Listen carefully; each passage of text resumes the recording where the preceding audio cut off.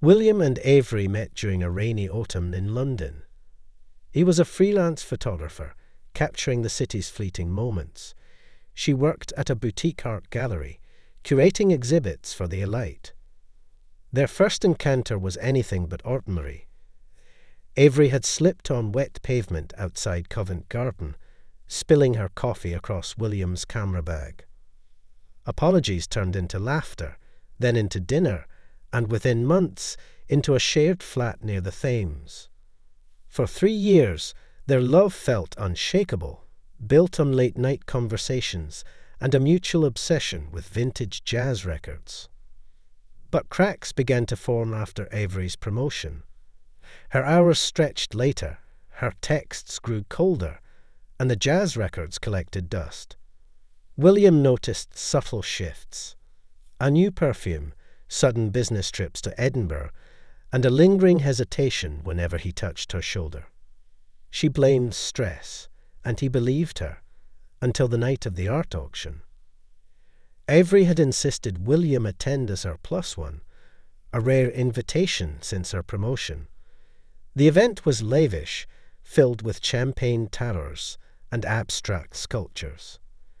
Midway through the evening, a silver-haired man named Victor, a collector from Zurich, approached Avery. His hand lingered on her waist as they discussed a private viewing of his latest acquisition. William watched from across the room, his gut twisting as Avery laughed too brightly at Victor's jokes. Later, while Avery schmoozed with donors, William wandered into a dimly lit corridor lined with avant-garde installations. One piece caught his eye, a twisted metal sculpture titled Fragments of Truth.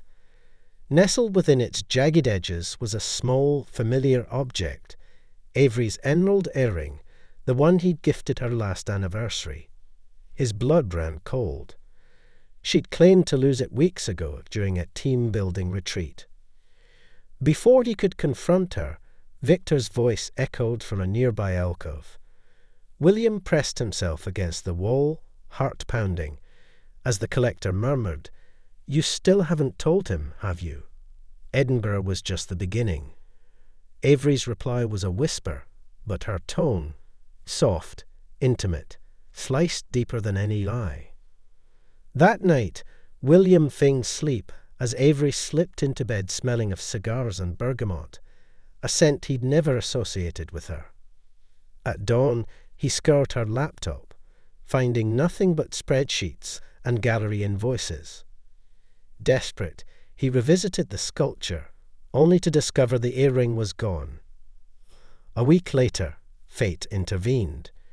During a shoot at Hyde Park, William captured a candid shot of a couple arguing beneath a willow tree. Zooming in, he froze. The woman was Avery, her face contorted in tears, gripping the arm of a man who wasn't Victor. The stranger wore a navy peacoat, his back to the camera, but the tattoo on his wrist, a serpent coiled around an anchor, matched one William had seen in Avery's cryptic sketchbook. He confronted her that evening, the photo displayed on his tablet. Avery's mask crumbled. She confessed to an affair, not with Victor, but with Liam, a struggling sculptor she'd met at a gallery opening. The emerald earring had been left at Liam's studio. Victor was merely a decoy to throw William off. It wasn't planned, she pleaded, but William was already packing his bags. As he left, Avery hurled one final secret. She was pregnant. The child, she insisted, could still be his. William slammed the door, unsure of everything except the ache in his chest. The next morning, William awoke in a friend's spare bedroom, his mind racing.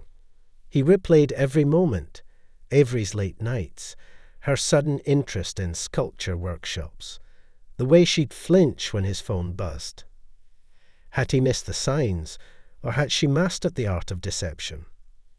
Determined to uncover the full truth, he tracked down Liam's studio, a gritty loft in Shoreditch. Posing as a potential buyer, William browsed abstract metalworks until he spotted it.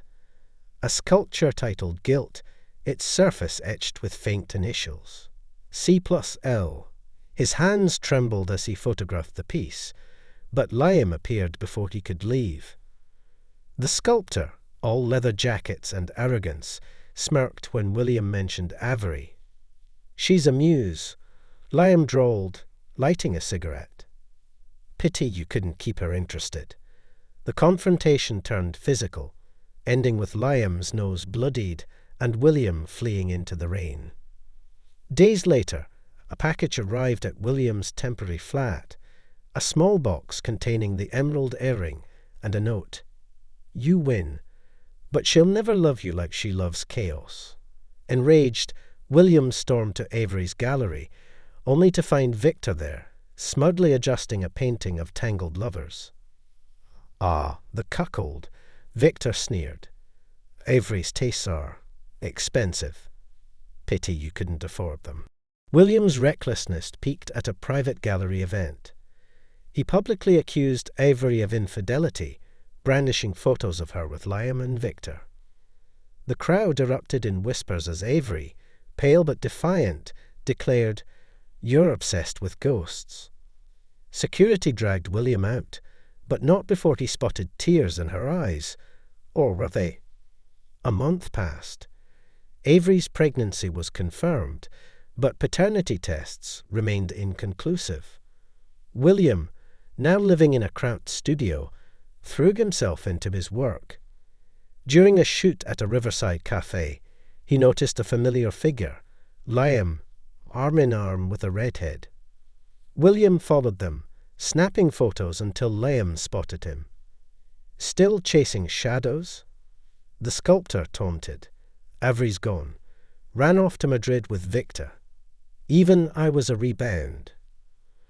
The revelation struck like a gut punch. That night, William scored flight manifests online, finding Avery's name on a Madrid-bound list. He drunk dialed her, but the number was disconnected. In a fit of grief, he smashed his camera, the same one that had captured their first meeting. Months later, William received a letter post-William from Spain. Avery's handwriting, once beloved, now felt toxic. "I'm sorry," she wrote. "The baby isn't yours. I thought.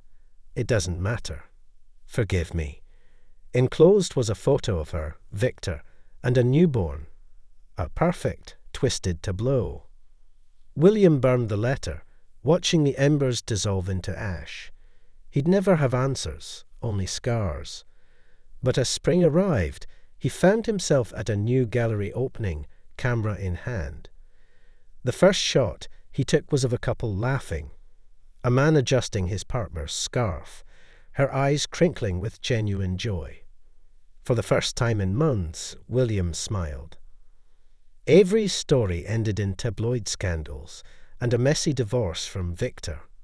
William's, however, quietly unfolded, a series of exhibitions, a best-selling photo book on fractured love, and eventually a tentative coffee date with a woman who hated jazz but adored honesty. The betrayal still haunted him, but no longer defined him. Some truths, he realized, were better left fragmented.